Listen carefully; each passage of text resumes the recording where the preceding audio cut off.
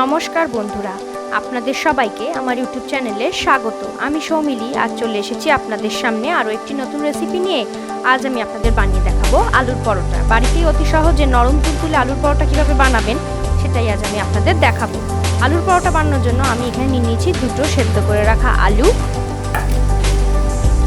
নিয়ে নিয়েছি কিছুটা ধনেপাতা কুচি আর দুটো কাঁচা লঙ্কা কুচি।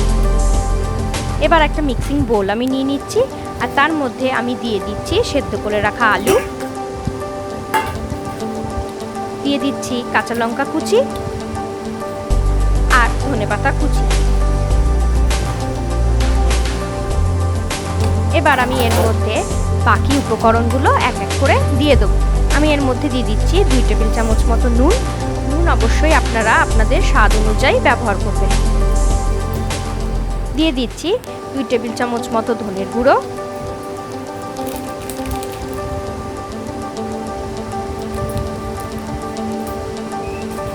দুই টেবিল চামচ মতো জিরের গুঁড়ো,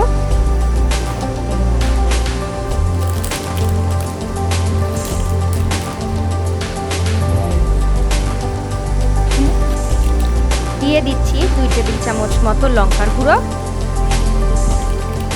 খুব বেশি ঝাল দেবেন না। দিয়ে দিচ্ছি একটা ভাজা মশলা, এটা আমি বাড়িতেই বানিয়েছি। এর মধ্যে দেওয়া আছে মৌরি, জিরে, ধনে, শুকনো লঙ্কা আর তেজপাতা। এই মশলাগুলোকে আমি গরম করে ভেজে গ্রাইন্ডারে গ্রাইন্ড করে নিয়েছি। দিয়ে দিচ্ছি 1 টেবিল চামচ মতো শাহি গরম মশলার গুঁড়ো আর দিয়ে দিচ্ছি 1/2 টেবিল চামচ মতো গোলমরিচের গুঁড়ো। এবার এই সমস্ত উপকরণগুলোকে আলুর সাথে ভালোভাবে স্ম্যাশ করে নিতে হবে। এইভাবে ভালো করে মেখে নিতে হবে। এই ভাজা মশলাটা ব্যবহার করলে আলুর পরোটার স্বাদটা একেবারেই অন্যরকম হবে। দেখুন আমার সমস্ত মিশ্রণগুলোকে ভালোভাবে মেখে নেওয়া হয়ে গেছে। এবার আমি এর মধ্যে দিয়ে দিচ্ছি ময়দা। আমি এখানে 3 কাপ মতো ময়দা ব্যবহার করেছি। এখানে 6টার মতো পরোটা হবে।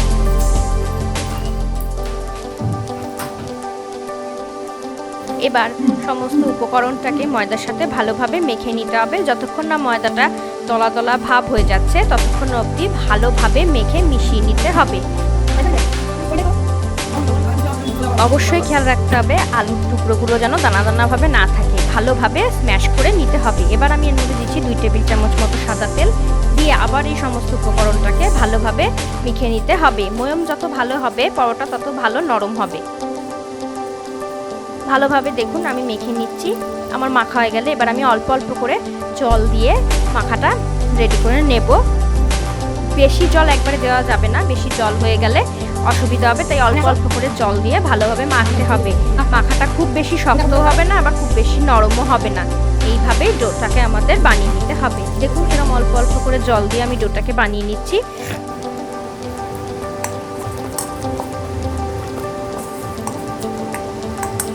দেখুন আমার ডোটা প্রায় রেডি হয়ে গেছে। আমি এটাকে আরও খানিকক্ষণ মধ্যে নিয়ে তারপর এটাকে আমি রেখে দেব।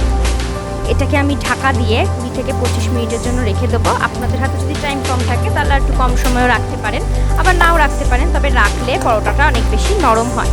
দেখুন 15 থেকে 20 মিনিট পর আমি ফিরে এসেছি। আমার ডোটা একেবারে রেডি হয়ে গেছে। আমি এটাকে আবার কিছুক্ষণ মেখে নিচ্ছি।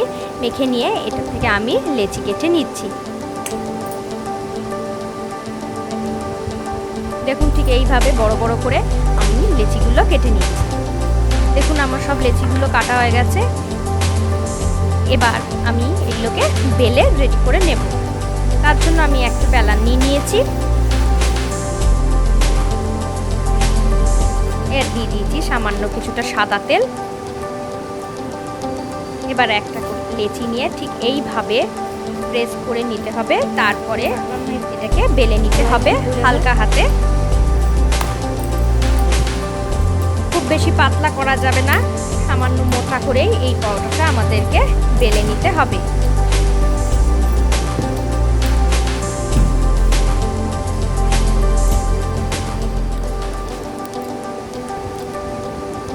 দেখুন আমার পরোটাটা বেলা হয়ে গেছে। আমি সামনে থেকে আপনাদের দেখাচ্ছি। দেখুন ঠিক এতটা থিকনেস রয়েছে, এরকমই মোটাভাবে বেলতে হবে। এইভাবেই আমি বাকি পরোটাগুলো বেলে নেব। দেখুন আমি আরও একটা পরোটা আপনাদেরকে বেলে দেখাচ্ছি। আশা করি বেলা দেখেই বুঝতে পারছেন যে ডোটা ঠিক কতটা নরম বা শক্ত হয়েছিল। আশা করি দেখেই আপনারা সেটা বুঝতে পারছেন ঠিক কীভাবে ডোটা রেডি করতে হবে। এবার একটা ফ্রাইং প্যান আমি গরম বসিয়ে রেখেছিলাম অলরেডি। ফ্রাইং প্যানটা গরম হয়ে গেছে। এবার এর মধ্যে আমি একটি পরোটা দিয়ে দিচ্ছি। প্রথমে শুকনো কড়াইতেই আমাদেরকে পরোটাটা দুপাশটা ভালোভাবে ছেঁকে নিতে হবে। প্রথমেই আমরা তেল বা মাখন কিছুই ব্যবহার করব না। আপনারা আপনাদের ইচ্ছা মতো তেল বা মাখন দিয়ে পরোটাটা ভেজে নিতে পারেন। আমি এখানে মাখন ব্যবহার করে আপনাদের দেখাচ্ছি। দেখুন ঠিক এইভাবে অল্প অল্প মাখন দিয়ে আমাদেরকে পরোটাটাকে ভালোভাবে ভেজে নিতে হবে।